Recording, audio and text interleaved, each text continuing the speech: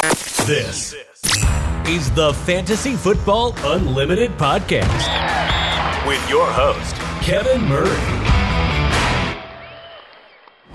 Welcome to the Fantasy Football Unlimited podcast. On this episode, we have an incredible guest. He's an industry leader when it comes to his NFL draft and college football analysis. It's none other than Thor Nystrom. Welcome to the show, my man. Thanks for having me, Kevin. Excited to be here. Hey, it's an honor to have you here. I love all your draft coverage. I love all your college football content. So it's a thrill to have you on here. This show it's about sharing fantasy football resources and showcasing the incredible people behind the content. So for listeners that aren't familiar with your work, what are your current roles at Fantasy Pros and Betting Pros? NFL draft analyst in the spring, and then in the fall, basically starting in the next sort of month, I just sort of hibernate, catch up on my sleep at this time of the year. But then I get back into my sandbox, which is college football. That's what I cover in the fall, and I start my deep research on that in June. So, this latter part of May, like I said, I sort of catch up on my sleep after the NFL draft season. But that's how I sort of do it. It's like half the year is college football, cover that. And then after the national title game, middle of January, switch over to NFL draft. And I've been covering, those guys through college football for years. And then we get deeper into their games. And then that's how we do it, in the spring for the NFL draft season. It's incredible stuff. Where did that passion for sports and especially college football begin for you? Yeah, I've always been a sports junkie, but specifically with college football and the draft. It's funny with the NCAA football game coming back. In 2 months now. Actually, I'm pretty sure it's 2 months minus 2 days at this point. I think it's July 19th. We're recording this on May 21st, but it's funny because my 40th birthday is in like 3 months, and I was on the phone with one of my best friends from back in Brainerd, Minnesota, like when we were kids, and we would play that thing every single year on each of the PlayStations as the new ones came out, and we were laughing last night about how we were talking about the time when his dad had come up. We were playing a dynasty in his room. I think it was the year that Carson Palmer was on the front of the game that year. And his dad had come up to tell us that Dale Earnhardt had just died. Wow. And break that news to us.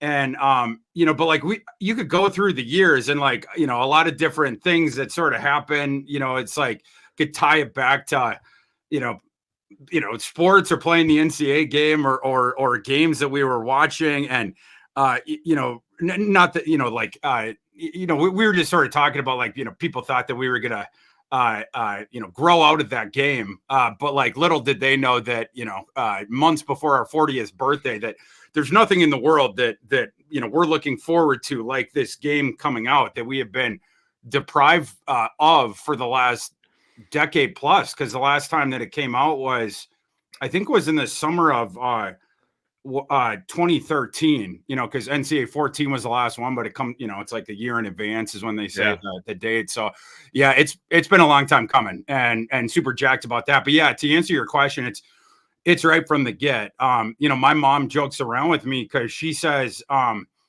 I was I'm talking like a little kid, like going way back in the day, I used to be down when the draft was going on, and I would be writing like my little predictions or, I guess what you would call mock drafts, but it was like just my predictions for the picks on like these little scraps of paper, by myself, like in front of the TV. And then she would clean it up afterward. I'd keep them out, I'd want it like, I had my own system for it, but then, she would come and tidy it up. And so she, jokes around with me about that now, about how like that was sort of my start, was doing that stuff. But yeah, it's going back a long time.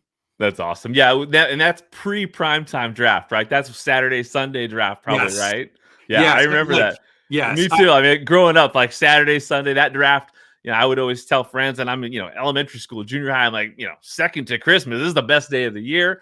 I'm spending my whole weekend watching the NFL draft.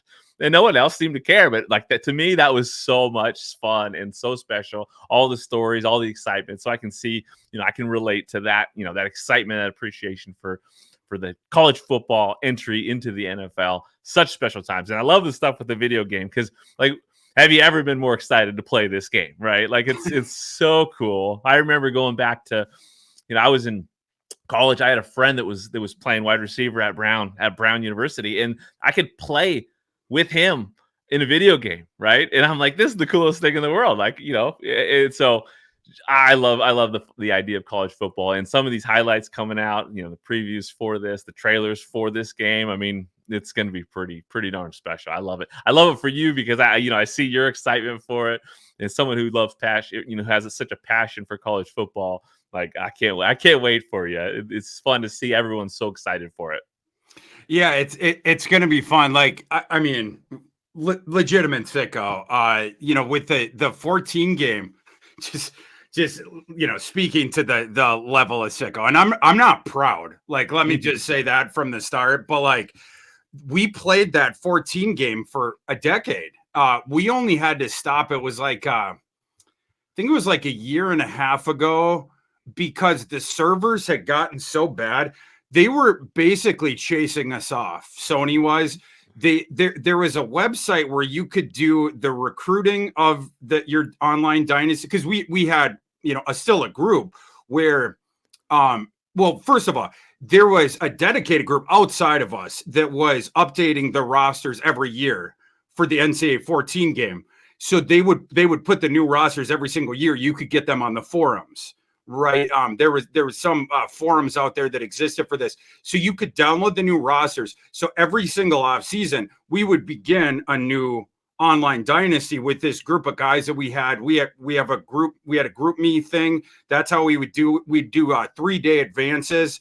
So you'd have 3 days to play your user games, and then we'd advance after that. A whole different system and everything like that. But we eventually had to stop doing it because Sony, they were stopped the upkeep of the servers, and then they took their the website that we used where you could do your recruiting on there and do the advances. They took it offline. So they were doing all these things to try to chase us off of using the old thing.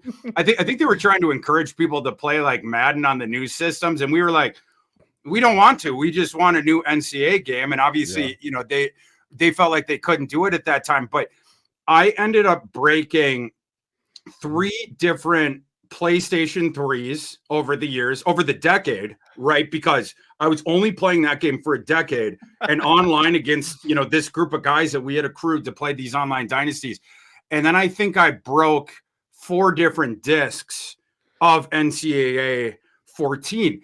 And prior to the pandemic, you could get those discs fairly reasonably at GameStop, right? But then the pandemic happened, and all of a sudden it became like super cool to play NCAA 14 again, and the prices got insane. Like, all of a sudden, to buy the NCAA 14 game again for PS3, it costs as much or more than the system itself.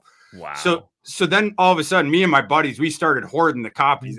We got ahead of it. So then we were buying multiple copies. So, once, because we just kept breaking the disc because, the technology wasn't the best. Some kids out there are listening to this and is like, this old guy is, but that's what it was, kids, and when I was a kid, I walked uphill both ways to school, in the snow, whatever.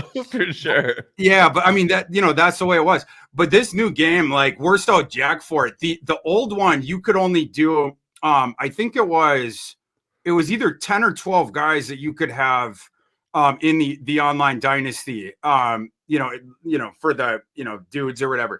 This one, they confirmed that you can do 32.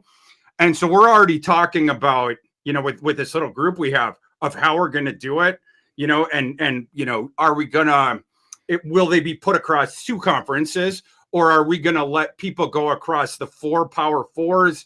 Are we going to do one like that, and then another dyno across the G4s or the G5s, the P4? Yeah. I'm still getting used to saying P4 as opposed to P5. Yeah.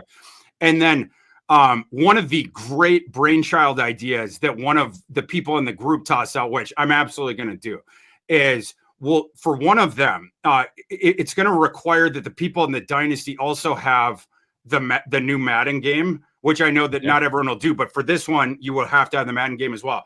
But since it's 32, So follow me on this one, Kevin. Yeah. 32 people can be in the NCAA one. So we'll get 32 people. It's a requirement that you have to have the Madden thing. We'll do the draft. And then we'll do the picking for it. You can choose where you're slotted in the draft for either the order of your franchise in the NCAA or the Madden one, either or, and then it's a snake one. So you'll go the opposite in the other one. Then we'll choose, the franchises, but in both. You're choosing a franchise in both. So we're going to do concurrent dynasties for both. And then we do the thing where the draft class, because you can upload the draft classes into the Madden one. And we're going to be running both of them concurrently. Like I just can't wait for all this stuff. Buckle up, man. It's gonna be pretty cool. I love that. So you're a Minnesota guy. You're a Minnesota guy. Congrats on the Timberwolves getting a little further. How cool is that? Pretty special. You obviously, as a Minnesota sports fan, there's been some moments that haven't been so great. Growing up though, who are your favorite players across the landscape of sports? Yeah, and you said it. It's been years and years of futility. So for anyone out there that's like, man, it's really weird that everyone from that state is going so insane that they merely just have won a couple basketball series. This is why. We don't win anything here. Like in any sport. It's not just the Timberwolves. We don't win anything here. So I mean, just winning 2 playoff series, and that's why everyone's going ballistic here. Yeah. My favorite players growing up, like with the Timberwolves, of course, Kevin Garnett. Like he is the dude on the Mount Rushmore. And then, the other people you put on the Mount Rushmore, it would be Randy Moss, right? And then it would be Joe Mauer. And then, at the hockey, I only get into the Wild when they're in the playoff hockey. Super fun. It is special. Yep. And then the other thing is just randomly going to the arena with a buddy. Because I think that in-person hockey is as fun as any sport. I can't watch it on TV. I don't, unless it's playoff hockey. That's when you got me. Like when it's my, or just the regular play, I'll watch that. But like the regular season, it's hard to get, because I got to cover the football and the others, stuff. But the in-person stuff.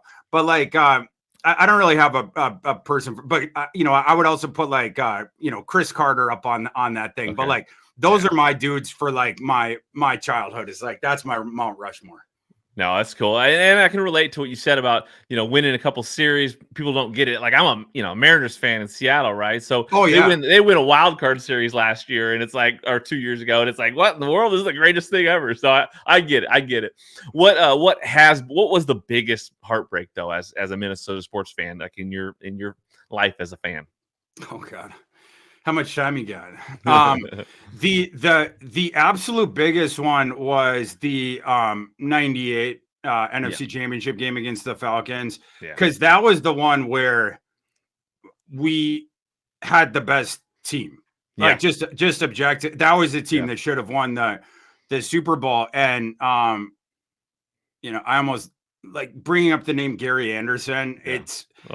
Yeah, and he hadn't missed a kick all year, and then he misses the kick, and then it's the overtime, and like that game just encapsulated Minnesota sports in a nutshell. It's like you have the better team, and then wonky stuff happens during the game to make it close at the end, and then all you have to do is your kicker, who hasn't missed one kick all season, he just has to make the kick that he's been making all year, and then he misses it, and then now all of a sudden the game becomes a coin flip, and you miss the coin flip. That's Minnesota sports in a nutshell. But that one, and then the Bounty Gate game against Mr. Sean Payton and his Saints, because that was another one where you feel like you're supposed to win the Super Bowl that year, and it goes the other way. For that one wasn't happenstance or a guy missing a field goal. That one, let's just say we're still bitter around here, because that feels like it was. Feels like it was a bounty thing, and I know Saints fans are gonna, they still get ticked off when that's brought up, but you go back and you watch that game, and then Favre at the end of it, and some of the decisions that were made, and how banged up people were in the late hits, and that's I mean, like people out there want to know why Minnesota fans are still salty with Sean Payton and always will be. It's because of that, but those would be the top ones there, and then like. It's like even with the Twins and the Timberwolves, like when they have had the shot, I'm talking since 91, because 91's the last time that Minnesota, one of the big four men's professional teams, they won the championship. That was when the Twins won the World Series. But ever since then, it's just been snake bitten, and usually not even making it there. But the Vikings being the one exception, they make the playoffs and then they just get kicked in the nuts. But like the Twins, they had a couple shots. There was the one time when they made this is when I was in high school, and they made the ALCS and won the first game against the Angels. And then the Angels had this reliever, Frankie Rodriguez, that they would keep putting it, and he would just come in every time they were in trouble, and he'd mow down the Twins. And and then, with the Timberwolves, it was literally 20 years ago now, the last time that they had a shot, where it was the same sort of a thing where they beat the Kings in a game 7. Then they went and they played the Lakers in the Western Conference Finals. And then, of course, they lost. So we're hoping for better this time around against the Mavericks. But yeah, the Vikings are the ones where it's really, those are the epic, just kick in the nuts. Well, regardless what happens with the Timberwolves, it's a good young team, bright future. So hopefully that will carry through. But they got a shot. They got as good a shot as anybody right now, and so much momentum. So that's for cool. sure. How about what's your favorite moment as a sports fan? Well, it doesn't have to be Minnesota, but just as a sports fan, what's your favorite all-time moment?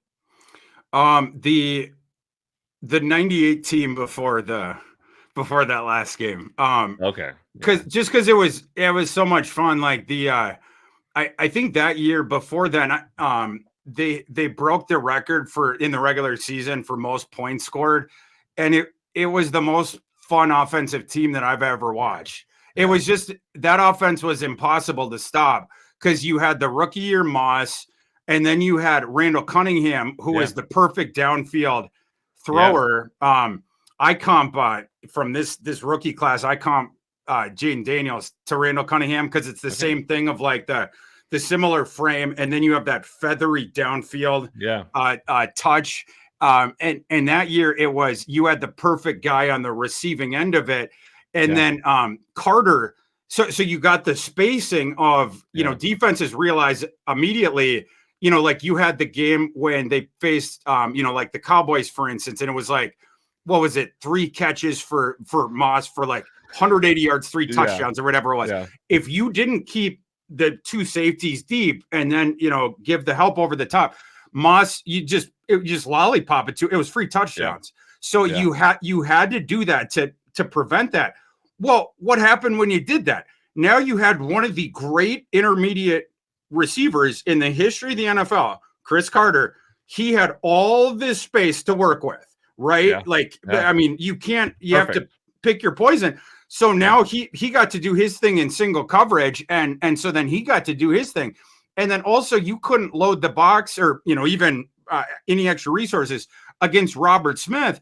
And Robert Smith, he had the sprinter speed. Yeah, people forget how good Robert Smith was, but he was a first-round pick from Ohio State. And, he had that straight line speed, was ridiculous, and a really, really good offensive line. So if, you couldn't add any extra resources there, they were going to start pushing you around. And by the way, they had a really good third receiver, too, one of the best in the NFL at the time, Jake Reed.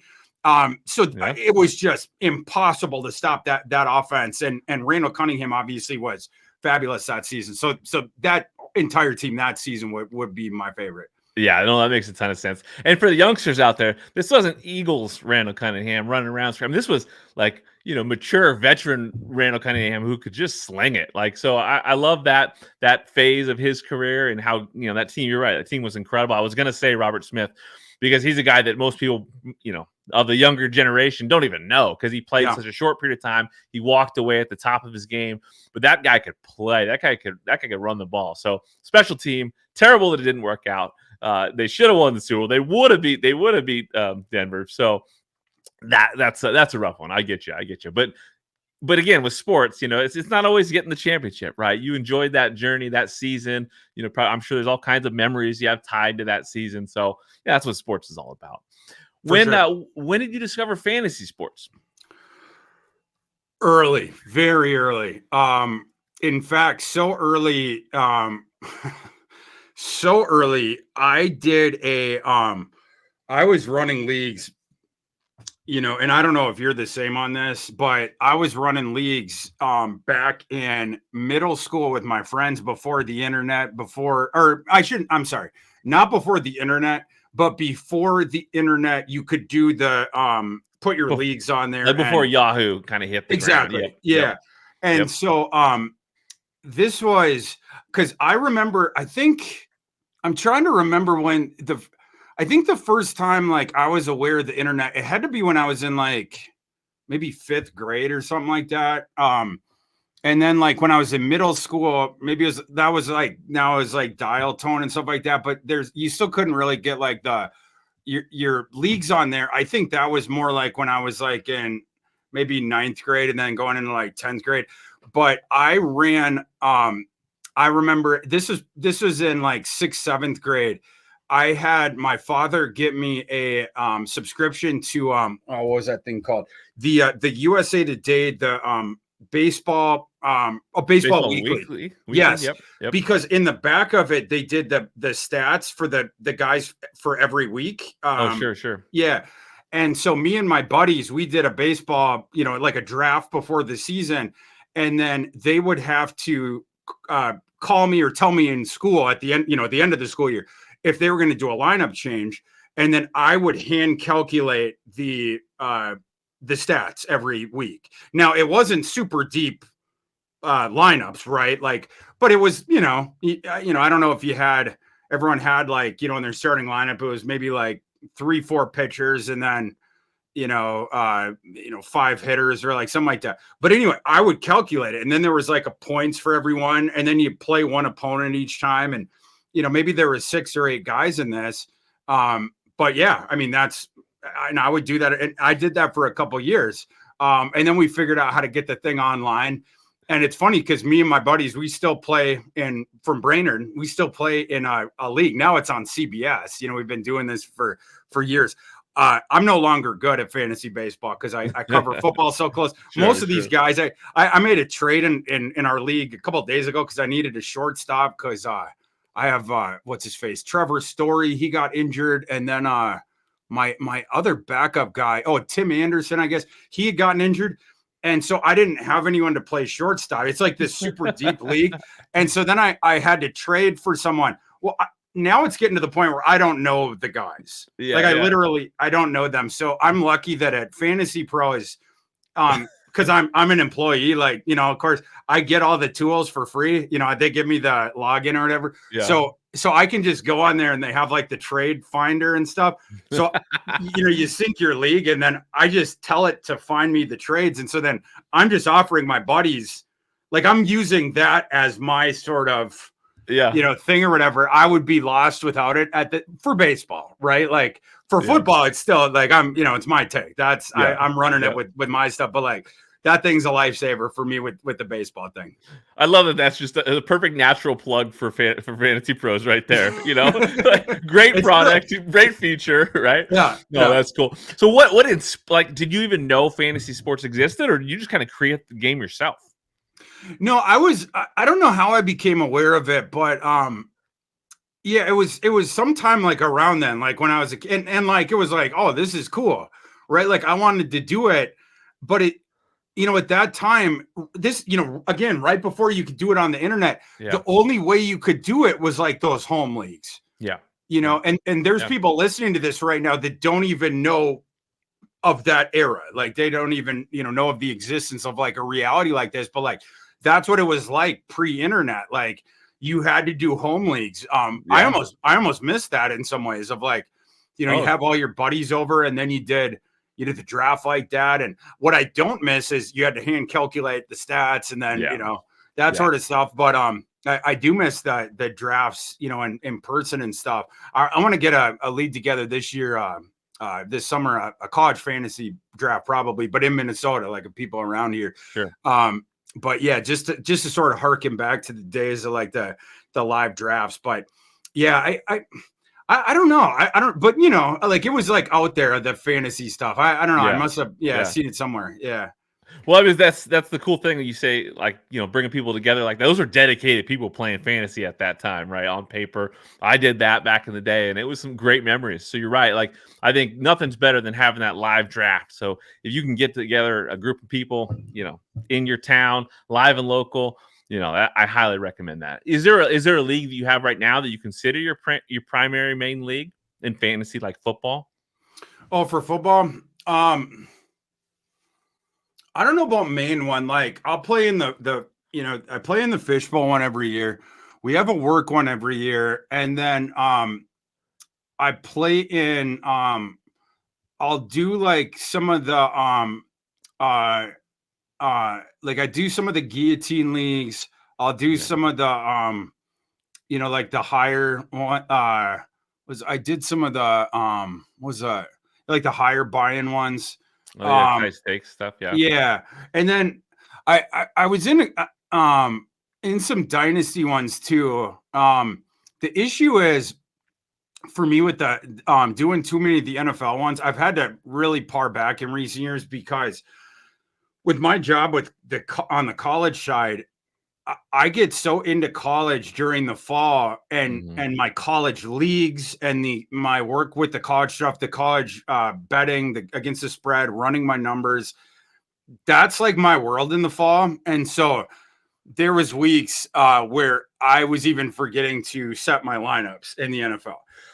My rosters are typically pretty good. Because like in the summer and stuff, like I with the drafts, I'm locked into those, but I almost need to like outsource my like the lineup stuff or set the tools on Fantasy Pros to like do the auto lineups or whatever. Yeah. But anyway, like I had to par back because I didn't feel like I was doing my the league's justice, my league mates by not being as locked in as other people during the fall, just because of that's how it goes for me. Yeah. Understandable given how entrenched you are in, again, the college football world. So when did you start creating content? When did you dive in? I know you've done work with, Roto World and NBC Sports and obviously Fantasy Pros. Talk to me about the journey from when you got into what led to Fantasy Pros. Yeah.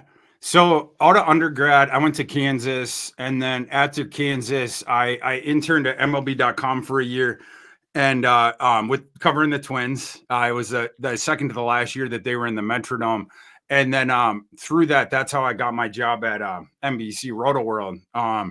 Because a guy that was one of their lead baseball writers that was making that call. Lucky enough for me, he was also a Twins blogger, this guy named Aaron Gleeman. And so when I applied for that job, that guy had been reading my work at MLB.com covering the Twins for the last year. So that helped out with that.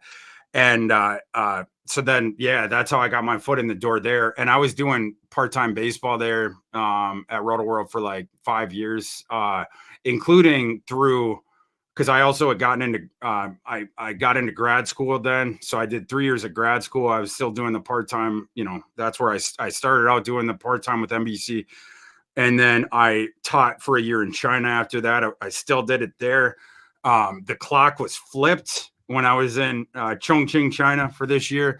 But I would do it worked out well because I took the shifts that no one wanted there, which was the West Coast baseball games. So okay. I would teach like my morning classes, and then I'd come back, and then it'd be like halfway through, like Mariners at Angels, right?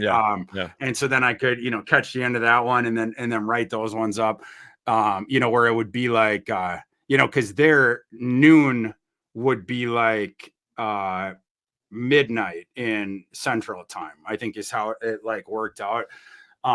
But anyway, so and then when I came back, I had told my boss there that now I was done with grad school, I was done with undergrad, like, I needed to get like an apartment, and I needed more hours, or I was gonna have to get another job, right? Like I had to pay bills now.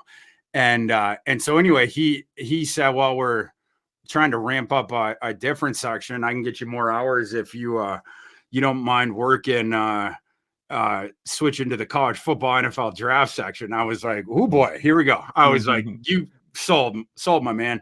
Yeah. And so that's how that started. And yeah, I got after that one because that's baseball. Baseball was fine, but that, I don't Yeah. mind baseball, but like what I always Yeah. wanted to do is college football in the draft. And so that Yeah. was just kismet. Like I didn't even advocate for that. That was just a stroke of luck. And when they gave that to me, I hit the ground running because it's not just that was my favorite thing. It's I had all these kinds of ideas and for how to do that because that's the subject that I was always obsessed with.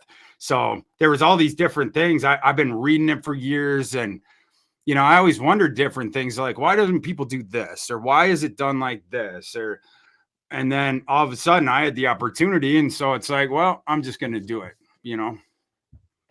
That's fantastic. And so with Fantasy Pros, obviously you landed there. Talk to me about that crew. A little shout out to how fun it's been working with those great people. Yeah, no, it's Fantasy Pro is great. Yeah, and a bunch of friends there, so it's really cool. And then we go on our team trips every year and we get to hang out and goof around. But yeah, just some of my like good buddies, it's Debro and Fitz and Joey P and Erickson and the whole crew. We just have a really good time. I think people can tell that like on our videos when we do our thing, but like that's just real life. Like when we're at these different things, it's the same thing, like when we go to these trips, or like when we go to we're hanging out like at a restaurant, or we go to a hockey game, or like what, it's the same thing. We're just busting each other's chops and making fun of Debro, or like like whatever. It's the same sort of deal. So I mean, like we're all kind of the same in that we all just sort of happen to be obsessed with the same sort of stuff, and we're all just sort of goofballs, and we're all just sort of tickled that we get to do this. And yeah, so it's just a super fun place to work. So yeah, I'm happy to be there. I love it. And how about obviously there's some great people, but the community, the fantasy community as a whole has some awesome people. You've been to the expo. Talk to me about your expo experience, meeting people from all across the country coming together to enjoy this fantasy football game. Yeah, I've been so for years, I've gone to for my stuff with NFL draft, I gone to the combine, I gone to the Senior Bowl, right? But like this past year is the first time I gone to the expo, and I after I gone there, I was sort of annoyed at myself that I'd never made the effort before, because one thing that I don't want to say I lament about myself, but it's like that I could do better is like I'm not going to say it's a criticism I have of myself, but it's just the truth. I'm not much of like a networker, or I don't like think about that kind of stuff. And so like when I first heard about the expo, it wasn't like, I just didn't really like think about it. I didn't sort of make the effort, to like, cause especially cause it happens right before the college season. And so like, that's where I'm like in the research. So it's like, that's when I'm, doing that sort of stuff. But then, this last summer, or I think it was even before, probably last year around this time, I was, talking to Debro and Fitzy about it. And, it was like, let's do this, and so, it was like, okay, give it a shot. And I went there, and it was super cool. Like I couldn't believe how many people were there, how cool everybody was. Yeah, I mean, I don't know what else to say about it. Like, it's just, everyone's just super duper cool. It was really fun to meet all these, it's like when you're on every day for my job, you're doing your different stuff, you're typing your comms, or you're doing your research, or in the spring, I'm watching the film, or in the fall, I'm watching the games, and then I'm typing my columns and, all this stuff. But then you always, Twitter is in the background somewhere, right? Like you're, going, and so you sort of begin to know of different people, or you sort of have like a shadow relationship with them, like a online, they're like Twitter buddies or whatever. But like you don't like know them, you just sort of, you're online friends with them, or you even do like podcasts with them, and like, you might enjoy interacting with them in like a brief snippet, but you don't like know them. But then like the opportunity to meet all these folks like in person like that, it was just really cool, spending, time with them, like, full evenings. There's all sorts of examples I can give you, but like, one example, that there was this one night we were supposed to go to this football stadium, to the one right next to the, the Hall of Fame, whatever. Yeah. And this night it happened to be storming. And it sort of threw this kerfuffle in it. And so then we were like, are we going to go? And we didn't know if it was going to like tornado, because it was like, it was wild. It was wild weather, for sure. Crazy coming down. Yeah. And so then it was like we were on this like main hotel. And so it was like, we were all sort of just like waiting it out, like just to see what was going to happen. Are they going to cancel the thing? And so then we were all in the hotel bar kind of waiting it out. Well, there was an NFL preseason game starting. And so we were all just like having a great time in the NFL, in this bar, and then watching this silly preseason game that had started. And everyone is like making their, putting in their prize picks and their bets on this. Yeah. Their preseason. It was like the friggin' New York Stock Exchange. This game, it's like, 10 minutes from starting. And all these just sicko degenerates who are stuck in this room, ordering, their drinks from the hotel bar, in this, rainstorm. It's like, circumstances and life's path have all led us into this room. And all we want to do is get our bets in on this thing. We don't know if we're going to be stuck here. We don't know if like a tornado is going to take us all that night. All we want to do is place our bets down. And we just had a great time. And it turned out, I think we ended up watching, part of that there, but then it turned out we could go to the stadium, and then that was super fun. And then we were there for a while. And then later that night, we were leaving there, and then we did, like, in Canton, there's not a ton of like ways to get back, like the Ubers and stuff. Uber's bad. Uber's bad. And then the stadium's like on this one side of town. So we were walking out, and I don't think Debro, Fitzy, and I don't know that we had any sort of plan at all of like what we were going to do. So we're just sort of walking out, and we were walking out with like, it was like Daigle, Ian Harditz, I'm trying to think, there's Matt Harmon, there's a couple other guys. Well, so we're just like walking out, and then and then it was like, okay, yeah, how are we gonna get back? Well, then we run into JJ Zacharyson out there, and then JJ's like, he's like, I haven't been drinking, and he's like, I got the minivan. Because he's like, we were on a family trip. Yeah, right. Yeah. So he's like, you boys want to ride back? And we were all like, oh my gosh. It was like this miracle. Like, because we were all just plowed. Right. Like we were drinking in the hotel. You have to realize, hours and hours before, for this stupid NFL preseason game, when we all thought we were going to be in this tornado, and like we all thought we were Helen Hunt and Bill Paxton and Twister, like hours before that, and it was our last drink on earth. So we were all getting plowed then. Then we were in this stadium next to the Pro Football Hall of Fame in this thunderstorm. So all of us are drunk except for JJ. So JJ's like, here's the deal. I will give you guys a ride back to town. But he's like, none of you, and then he said a word I can't say on here, can better throw up in this car. He's like, he's like, my wife will kill me. So he's like, is that a deal? And so we were like, yeah, that's a deal.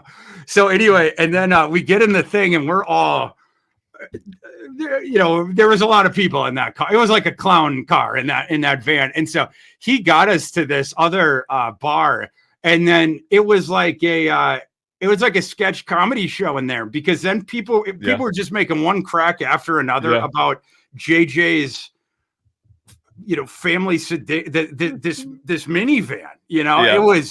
It was absolutely incredible times. That's amazing. That encapsulates the expo, right? These little micro memories that get created. So many special experiences that are happening all over town. It's a phenomenal community. Highly recommend anybody that wants to go to the expo, just make it happen, because you'll want to go back the next year. I assume you are going to come back next year. I know Fantasy Pros going to have a big presence, right, this year. For sure. Awesome. Outstanding. Well, before we close things out, I want to wrap up. I'm going to ask you a couple more things. For sure. Just a quick answer, because you've spent an entire offseason talking about JJ McCarthy. Him landing in Minnesota, encapsulate how special that is and how fun that excitement, all that ramp up about him was, and then to have him land, right there at home for you. Yeah, it was incredible. Yeah. He was obviously my guy, and it started, I started getting associated with him because I'd gone on those rants at the beginning of the process, because people just hadn't gotten into his tape yet. And so he was crazy underrated coming in, but it was a part of that. And then a part of, I just thought he was a perfect fit for the Viking system, and Kevin O'Connell in particular. And obviously there was a need there. And so, that's obviously what I was hoping for. And the fact that it happened was really cool. And I think they got a good one. So yeah, I'm pretty jacked. That's exciting. Are you more excited for McCarthy's rookie season or NCAA college football? What's more exciting? I would say, that's a Sophie's choice right there. That's a Sophie's choice. We'll have to return to that someday. Yeah, we'll see what happens. We'll return to that one. Yeah. And for the man that's got the world's largest collection of college football mini helmets, are there any helmets that you don't have? Is there any on your bucket list? Well, yeah. So right now I think I'm 15 to 20 away from having the full FBS. Wow. The last 15 or 20, they're the ones that are harder to find. It's the UL Monroe's, the ones that are Kennesaw State, the ones that just got added to the FBS that are just moving up. But yeah, they're the ones where I'm going to have to go on some of the more niche sites, or maybe even buy them through the schools. Or custom, maybe, right? Yeah, but I'll definitely get them. I mean, they exist. It's just okay. A lot of these back here I got through Amazon. Some of them not, but I would say 90% I got on Amazon. And the ones these ones that I don't yet have. But yeah, I mean, that's number one. Numero uno is I want to complete the FBS collection, and then we'll go from there. Probably after that, I'll go and knock out the NFL, the 32 there, and then maybe I'll go down to the FCS. But yeah, we got to knock out the FBS first. I love it. It's fantastic. What a collection. What a guy. If you love college football, if you love the NFL draft, make sure you're following Thor Nystrom. Where can the listeners and viewers find you, my man? You can find me on Twitter at ThorKU, and you can find my content at Fantasy Pros and Betting Pros. There we go. I would love to have you back on someday. We've got a lot more I'd love to talk to you about. So best of luck the rest of the off season. Enjoy the hibernation right now, because it's coming. Football season's coming. I cannot wait to see you in Canton, Ohio this August, my man. Dude, yeah, it's going to be a fun time. Well, first round's on me, Kevin. Sounds good, buddy. Thank you for listening to the Fantasy Football Unlimited podcast. Until next time, be sure to follow and subscribe to all of FFU's social media accounts for daily content.